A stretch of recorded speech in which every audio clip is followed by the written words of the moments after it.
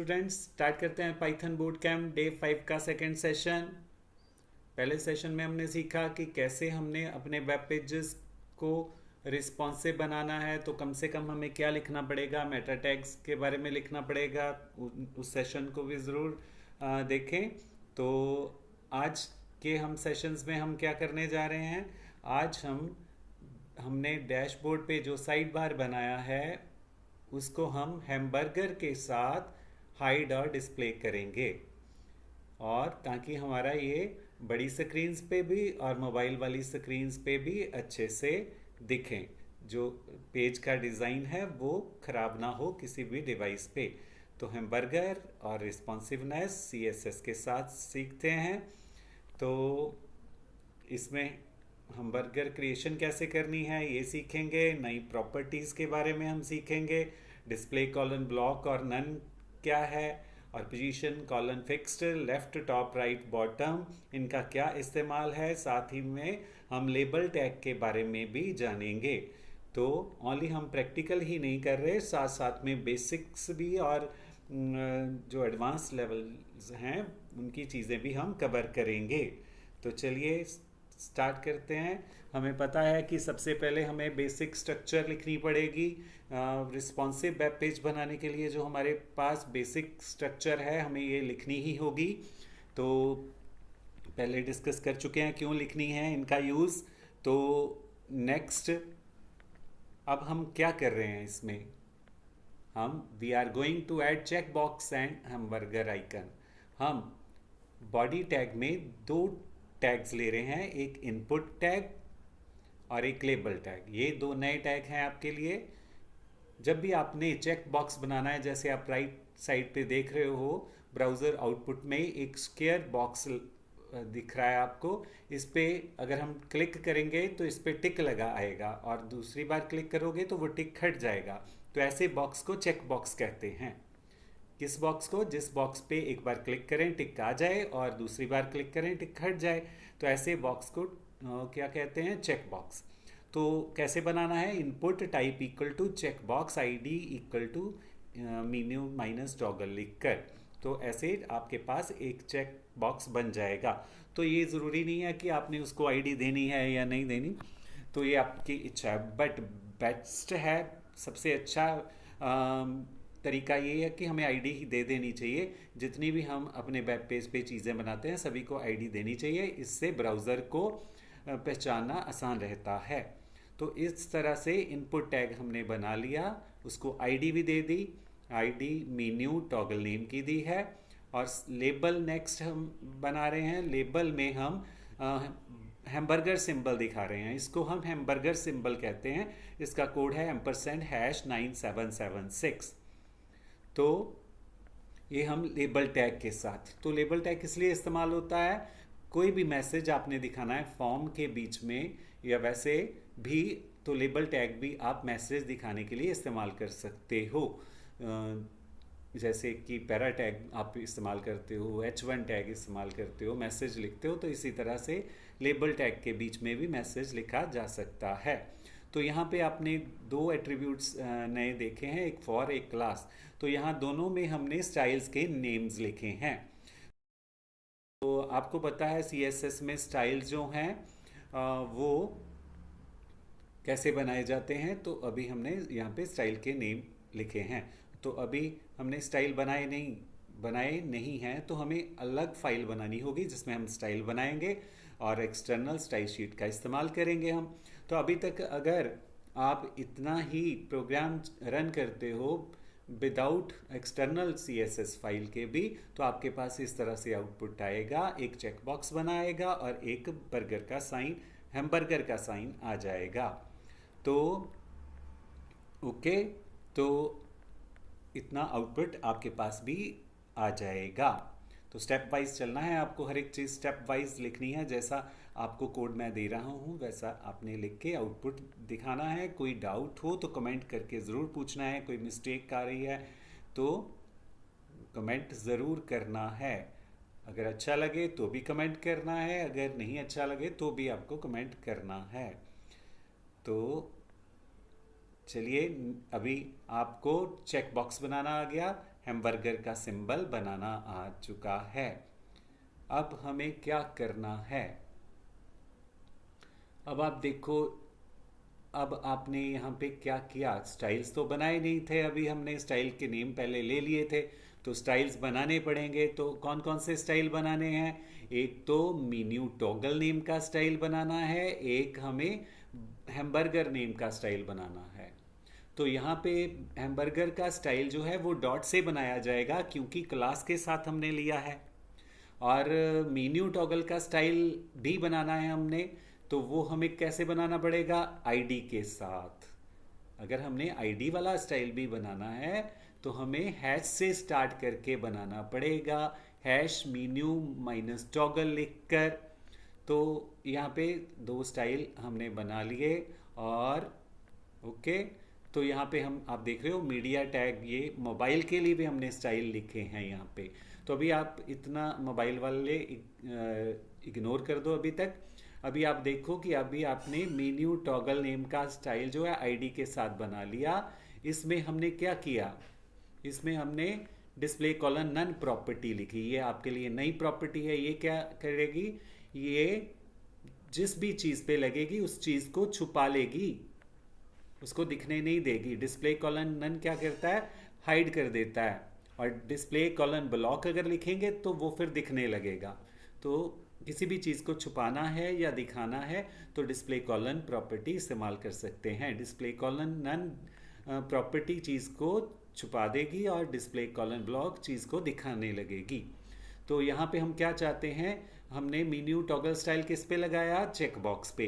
तो हमने check box को क्या कर दिया, छुपा लिया। तो जब आप स्क्रीन पे देखोगे, बड़ी स्क्रीन पे, वहाँ पे दिखेगा नहीं है आपको। तो इस तरह से हमने हैमबर्गर के लिए स्टाइल बनाया, डॉट के साथ बनाना पड़ेगा क्योंकि क्लास के साथ हमने स्टाइल का नेम लिखा है। तो यहाँ पे भी हमने डिस्प्ले कॉलन नन लिख दिया, तो इसका मतलब बर्गर का साइन भी छुप जाएगा। अब आप जब बड़ी स्क्रीन पे देखोगे तो आपको ये दोनों दिखाई नहीं देंगे। आप देख रहे हो डेस्कटॉप व्यू पे हमने लिखा है, डेस्कटॉप व्यू जो है वो हमेशा 768 पिक्सल्स से बड़ा होता है, स्क्रीन्स पे दिखता है। तो डिस्प्ले कॉलन नन है। अभी 768 को इग्नोर कर दो, डिटेल में डिस्कस करते हैं। तो अभी तक आपने यही सीखा कि हम बर्गर में भी डिस्प्ले कॉलन नन लिखा है, तो ये क्या करेगा, ये बर्गर को भी छुपा लेगा, और दोनों चीज़ें, चेकबॉक्स और आपका बर्गर बड़ी स्क्रीन पे दिखेगा नहीं। और भी आपने बर्गर में स्टाइल सेट कर लिए हैं, बिट सेट कर ली, पैडिंग सेट कर ली, फॉन्ट साइज कर लिया, कर्सर कर लिया, बैकग्राउंड कर लिया, कलर कर लिया, बॉर्डर माइनस रेडियस, ये सारी की सारी प्रॉपर्टीज़ पहले आप सीख चुके हो। और आगे की 4 प्रॉपर्टीज़ और नई हैं। आज हम टोटल 5 नई प्रॉपर्टीज़ सीख रहे हैं। तो 4 कौन सी हैं, position colon fixed, top colon 0 pixel, left colon 0 pixel. ये क्यों इस्तेमाल कर रही है, जिस चीज़ को आप स्क्रीन पे फिक्स रखना चाहते हो कि वो जब स्क्रीन पेज पे स्क्रॉल आप करो तो भी वो चीज़ हिलनी नहीं चाहिए।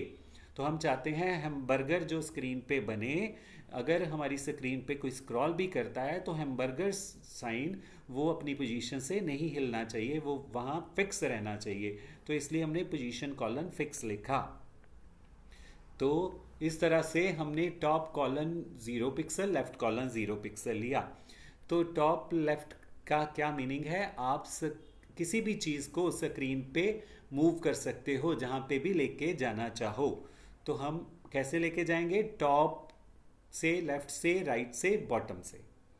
तो टॉप एट्रीब्यूट जो है वो ऊपर से कहाँ जाना है आपको, वो पिक्सल बताने के लिए, और लेफ्ट से किस और जाना है ये पिक्सल बताने के लिए। तो अभी हमने क्या किया, अभी हम चाहते हैं बर्गर हमारा 0 टॉप से 0 पिक्सल पे चला जाए और लेफ्ट साइड पे भी 0 पिक्सल। मीन स्क्रीन हमारी जो है वो पिक्सल्स की बनी होती है, तो सबसे पहले पिक्सल के पास पहुंच जाएगा हमारा बर्गर। पहले पिक्सल कौन सी पोजीशन पे है स्क्रीन पे, 0 थ्रो और 0 कॉलम, क्योंकि आपकी स्क्रीन जो है वो रोज और कॉलम की बनी होती है। और सबसे पहली पिक्सल की जो लाइन होती है वो 0 होती है, तो इसलिए हमने लेफ्ट 0 पिक्सल लिया। और टॉप भी 0 मीन ऊपर से भी 0 और लेफ्ट से भी 0। तो किसी भी चीज़ को मूव कैसे करना है, टॉप लेफ्ट राइट बॉटम के साथ। एग्जाम्पल्स आती जाएंगी, यूज़ आता जाएगा, सीखते जाएंगे। तो अभी यही ध्यान में रखना है, अगर हमने किसी भी चीज़ को मूव करना है तो हमें पोजीशन कॉलन फिक्स्ड ज़रूर साथ में लिखना है, और टॉप लेफ्ट जब भी आपने यूज़ करना है, या राइट या फिर बॉटम। तो फिक्स्ड की जगह, पोजीशन कॉलन फिक्स्ड की जगह रिलेटिव भी लिखा जा सकता है और एब्सोल्यूट भी लिखा जा सकता है। इनका अलग अलग यूज़ है। रिलेटिव और एब्सोल्यूट का इस्तेमाल भी हम सीखेंगे नेक्स्ट सेशंस में। और अभी तक आपको यही जानना है कि हमने क्यों किया। यहाँ पे हम चाहते हैं बर्गर का साइन हमारा स्क्रीन के लेफ्ट टॉप कॉर्नर पे चला जाए और फिक्स रहे, तो इसलिए हमने ये तीनों चीज़ें लिखी हैं। ओके, तो अब आपका Z माइनस इंडेक्स का क्या इस्तेमाल है। तो Z माइनस इंडेक्स का क्या इस्तेमाल है, हमारी स्क्रीन पे एक ही जगह पे हम कई सारी चीज़ें रख सकते हैं। एक ही पोजीशन पे हम एक से ज़्यादा चीज़ें रख सकते हैं। तो सबसे ऊपर कौन सी चीज़ नज़र आनी चाहिए, वो हम Z माइनस इंडेक्स के साथ सेट कर सकते हैं। तो हमने अभी तक दो चीज़ें बनाई, एक चेक बॉक्स बनाया, एक बर्गर का साइन बनाया। तो हम चाहते हैं हम बर्गर का साइन और चेक बॉक्स एक ही पोजीशन पे जाएं। तो हमें पता था चेक बॉक्स तो हमारा सबसे पहले बना था, तो हम बर्गर को क्या किया, 0 टॉप लेफ्ट पे ले आए, तो बर्गर भी चेक बॉक्स के ऊपर आ गया। तो अब ऐसे एक से ज़्यादा चीज़ें हम रख सकते हैं एक ही पोजीशन पे, एक के ऊपर दूसरी, दूसरे के ऊपर तीसरी। तो सबसे ऊपर कौन सी दिखे वो हम Z इंडेक्स के साथ बताएंगे। तो हम चाहते हैं हम बर्गर हमारा हमेशा जितनी भी चीज़ें बने सारी चीज़ों के ऊपर आना चाहिए, तो उसको हमने मैक्सिमम नंबर दे दिया 1000, Z माइनस इंडेक्स कॉलन 1000। तो अब आपकी स्क्रीन पे हम बर्गर का साइन हमेशा सबसे ऊपर दिखेगा। तो आपने 5 प्रॉपर्टी नहीं सीखी। पहली प्रॉपर्टी डिस्प्ले कॉलन नन और ब्लॉक। डिस्प्ले कॉलन नन क्या करेगा, चीज़ को छुपा लेगा। डिस्प्ले कॉलन ब्लॉक क्या करेगा, चीज़ को दिखाने लगेगा। और सेकंड नई प्रॉपर्टी आपने सीखी पोजीशन कॉलन फिक्स्ड और टॉप लेफ्ट। ये तीनों आपने एक साथ में ही इस्तेमाल करनी है। तो टॉप लेफ्ट के साथ राइट बॉटम भी इस्तेमाल कर सकते हो। तो टॉप लेफ्ट बिना पोजीशन के काम नहीं करेगा। तो इस तरह से ये किस लिए इस्तेमाल करते हैं हम, ये जब हम किसी भी चीज़ को पूरी स्क्रीन पे मूव करना चाहते हैं तो हम टॉप लेफ्ट राइट इस्तेमाल करेंगे। हाँ, पोजीशन कॉलन साथ में ज़रूर लिखना है। तो पोजीशन के साथ रिलेटिव और एब्सोल्यूट भी लिखा जा सकता है फिक्स्ड की जगह। ये हम नेक्स्ट सेशन में डिस्कस करेंगे। तो ये सेकंड आपने 3 नई प्रॉपर्टी सीखी हैं। और 5th प्रॉपर्टी है Z माइनस इंडेक्स। ये किस लिए बताइए आपको, कि जब हमने अपने किसी भी चीज़ को सबसे ऊपर दिखाना है। क्यों, क्योंकि एक ही जगह पे एक से ज़्यादा चीज़ें रखी जा सकती हैं और सबसे ऊपर कौन सी देखनी है उस पे हमने Z minus index property set करनी है। तो हम यहाँ पे चाहते थे हम बर्गर का साइन सबसे ऊपर आए, इसलिए हम बर्गर के स्टाइल में हमने Z इंडेक्स सेट कर दिया। ओके, तो आप देख चुके हो यहाँ पे। ओके, बर्गर का साइन की हमने सेटिंग्स कर ली हैं। और साथ ही में नई चीज़ क्या है, जब भी हमें पेज को मोबाइल पे अलग तरह से दिखाना है, बड़ी स्क्रीन पे अलग तरह से दिखाना है, तो हमें एक्स्ट्रा सेटिंग करनी पड़ती है, एक्स्ट्रा स्टाइल इस्तेमाल करने पड़ते हैं। तो जब भी हमने मोबाइल पे अलग स्टाइल दिखाने हैं तो हमने @media को यूज़ करना है। मीडिया क्वेरी, ये क्या है? ये CSS की मीडिया क्वेरी कहलाती है। इसे इस्तेमाल करते हैं जब हम चाहते हैं कि मोबाइल पे अलग से स्टाइल आए। तो अब हम चाहते हैं बड़ी स्क्रीन पे, छुपा लिया है हमने बर्गर को और चेक बॉक्स को, तो हम चाहते हैं मोबाइल वाली स्क्रीन पे हैमबर्गर दिखना चाहिए। तो हमें क्या इस्तेमाल करना होगा? मीडिया क्वेरी इस्तेमाल करनी होगी। तो हमने @media round bracket max minus width colon 768 pixel लिखा, राउंड ब्रैकेट फिर करली ब्रैकेट। तो ऐसा लिखने से क्या होगा? ब्राउज़र, तो हमने बता दिया कि जो स्क्रीन 768 पिक्सल से छोटी है या 768 पिक्सल तक की है, उसमें जो स्टाइल लगाने हैं वो लगाने हैं जो हम इन मीडिया में लिखेंगे। तो मीडिया में हमने दो स्टाइल लिखे, मेन्यू टॉगल और बर्गर के लिए। तो हमने मीडिया को क्या बोला? 768 स्क्रीन से छोटी स्क्रीन है जो, उनमें मेन्यू टॉगल वाला स्टाइल क्या करे? दिखाना शुरू कर दे मेन्यू चेक बॉक्स को, और बर्गर को भी दिखाए।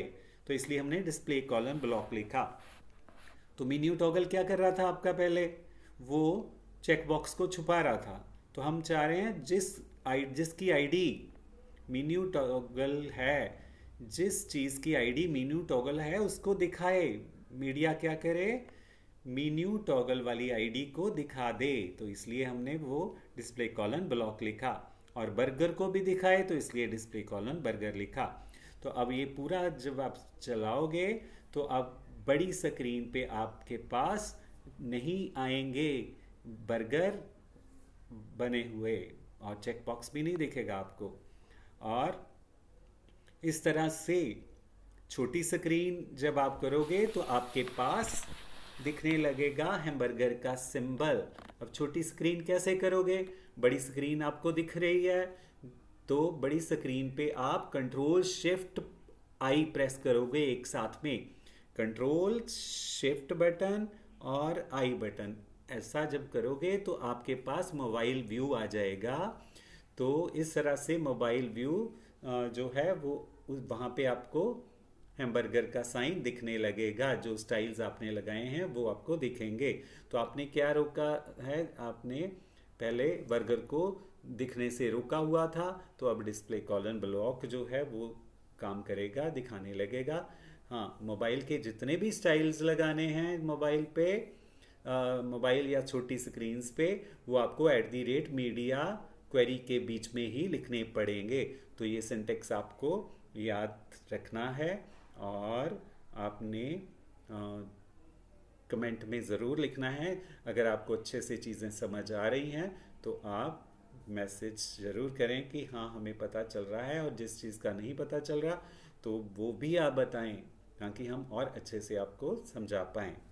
तो चलिए, आप स्क्रीन पे बर्गर कैसे छुपाना है या कैसे दिखाना है ये आपने सीखा, और किसी भी चीज़ को आप ऐसे दिखा और छुपा सकते हो। तो आगे बढ़ते हैं। तो यहाँ पे ये ध्यान देने वाली बात है कि हमने मेन्यू टॉगल जो है वो लेबल के साथ भी लिखा है। तो मेन्यू टॉगल जब भी हम फॉर के साथ लिखते हैं, हम आईडी का नेम लिखा हमने फॉर के साथ, लेबल को हमने फॉर के साथ आईडी दी। तो ऐसा क्यों किया? ऐसा करने से दोनों आपस में कनेक्ट हो जाते हैं। अब लेबल जो है वो इनपुट टैग के साथ कनेक्ट हो गया। अगर आप फॉर इक्वल टू किसी भी चीज़ की आईडी लिखोगे तो वो उस चीज़ से कनेक्ट हो जाएगी। तो यहाँ पे हमने लेबल के साथ फॉर इक्वल टू लिखा है, स्पेशली लेबल के साथ। तो लेबल में जब हम फॉर लिखते हैं तो लेबल हमारा किसके साथ कनेक्ट हो जाता है? उस आईडी के साथ, जो आईडी हम फॉर के साथ देंगे। तो क्या सीखे? लेबल के साथ जो भी हम आईडी देंगे फॉर यूज़ करके, वो उस आईडी के साथ कनेक्ट हो जाएगा। तो इस तरह से यहाँ पे आपका लेबल किसके साथ कनेक्ट हो गया? इनपुट बॉक्स के साथ कनेक्ट हो गया। ठीक है, तो जो भी हम एक्शन लेबल पे करेंगे वो काम इनपुट बॉक्स पे भी होगा, चेक बॉक्स पे भी होगा। तो इस तरह से जब हम लेबल चेक बॉक्स क्या करता है, मैंने बताया था, जब आप चेक बॉक्स पे टिक करते हो तो टिक आ जाएगा, फिर से क्लिक करते हो तो टिक हट जाएगा। तो अब आप बर्गर पे भी क्लिक करोगे तो चेक बॉक्स में टिक आ जाएगा, और जब बर्गर पे क्लिक दोबारा करोगे तो हट जाएगा। तो एक बार क्लिक करने से टिक आ जाएगा, एक बार क्लिक करने से टिक हट जाएगा। तो इस तरह से आइकन जो है वो टॉगल की तरह काम करने लगेगा, चेकबॉक्स की तरह ही काम करेगा। तो इस तरह से हमारी स्क्रीन जो है वो अब यूज़र फ्रेंडली हो जाएगी, और डेस्कटॉप क्लीन, डेस्कटॉप पे अलग चीज़ है और मोबाइल पे अलग है, डिज़ाइन हमारा ख़राब नहीं दिखेगा अलग अलग डिवाइसेस पे। तो अब देखते हैं नेक्स्ट हमें क्या करना है। तो अब हमने क्या किया, आप नोट करो यहाँ पे क्या नया काम हमने किया। यहाँ पे हमने कंटेनर ले लिया, साइड बार मेन ले लिया, कंटेनर के बीच में दो पार्ट्स बना लिए, जो काम आप पहले भी कर चुके हो, पहले सेशन में सीख चुके हो। तो यहाँ पे अब हमें क्या करना पड़ेगा, container side bar main name का आपको स्टाइल बनाने पड़ेंगे। तो क्लास के साथ हैं तो डॉट के साथ ही बनाने पड़ेंगे, है ना। तो सी एस में आपको स्टाइल लिखने पड़े, और हेड टैग में आपने लिंक टैग भी इस्तेमाल कर लिया है, क्योंकि तभी इफेक्ट आएंगे अगर आप लिंक टैग लिखोगे, नहीं तो स्टाइल शीट के इफेक्ट नहीं आएंगे। तो यहाँ पे आपने मेन कंटेनर का स्टाइल भी बना लिया, साइड बार का भी बना लिया, मेन का भी बना लिया, है ना। तो यहाँ पे साइड बार में आप बना चुके हो, साइड बार की विड्थ हाइट भी आप सेट कर सकते हो 100 VH, तो पूरा तभी दिखेगा आपको साइड बार। अगर 100 VH लिखोगे तो आपने लिखना है, अभी हमने नहीं लिखा है तो आप ज़रूर लिखो। तो इस तरह से आपने ये स्टाइल बना लिए, इसमें आपको कोई डाउट नहीं है।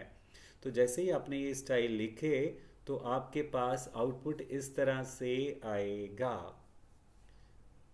ब्राउज़र पे बड़ी स्क्रीन पे चेक बॉक्स छुपा हुआ है, बर्गर भी छुपा है, साइड बार दिख रही है लेफ्ट साइड पे।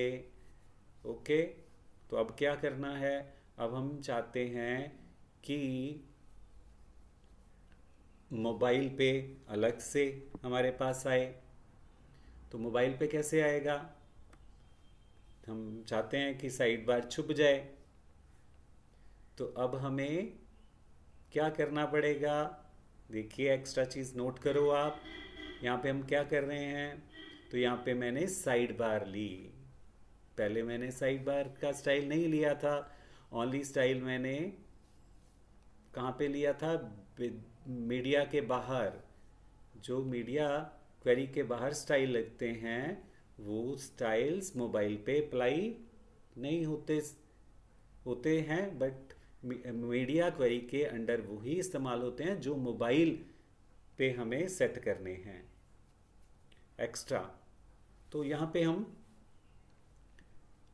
क्या करेंगे, अब मैं चाहता हूँ मोबाइल पे ये साइड बार छुप जाए। कौन सा साइड बार, तो साइड बार का स्टाइल दोबारा से सेट करना पड़ेगा मोबाइल के लिए, ये तो लगेगा ही लगेगा जो स्टाइल आप बता चुके हो। अब अलग से कौन सा लगे मोबाइल के लिए, तो अलग से फिर से हमें मोबाइल मीडिया क्वेरी के बीच में लिखना पड़ेगा जाके पोजीशन फिक्स, क्योंकि अब मेरे को मूव करना है।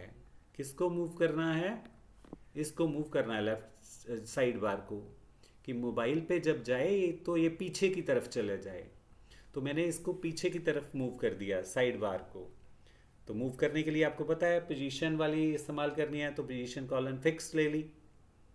तो अब मैंने बोला लेफ्ट की तरफ कहाँ चला जाए, लेफ्ट कहाँ था, ज़ीरो पे था, पहले हमने ज़ीरो सेट किया था ना, टॉप भी ज़ीरो था लेफ्ट भी।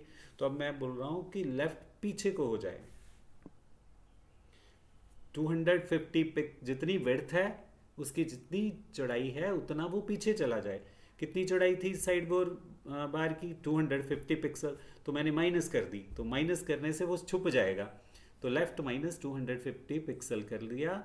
तो विड्थ हाइट तो हमने 100 VH पहले दी है, तो इससे क्या होगा, मोबाइल पे आप देख रहे हो छुप गया है।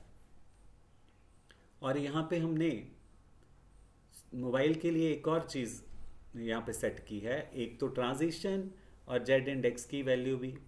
तो हमने इस जेड इंडेक्स की वैल्यू 999 दी। क्यों? हमने बर्गर को 1000 दी थी, हम चाहते थे बर्गर सबसे ऊपर दिखे और बर्गर से नीचे साइड बार नज़र आए, तो इसलिए हमने जेड इंडेक्स को एक नंबर कम दिया। जिसका नंबर कम होगा वो पीछे दिखेगा, और जिसका नंबर ज़्यादा होगा जेड इंडेक्स में वो सबसे ऊपर। तो जेड इंडेक्स अभी तक हमने दो जगह इस्तेमाल किया, एक तो बर्गर में 1000 दे दिया बर्गर को, और साइड बार को 999 दिया। तो अब बर्गर सबसे ऊपर दिखेगा और इंडेक्स और साइड बार उसके नीचे नज़र आएगा।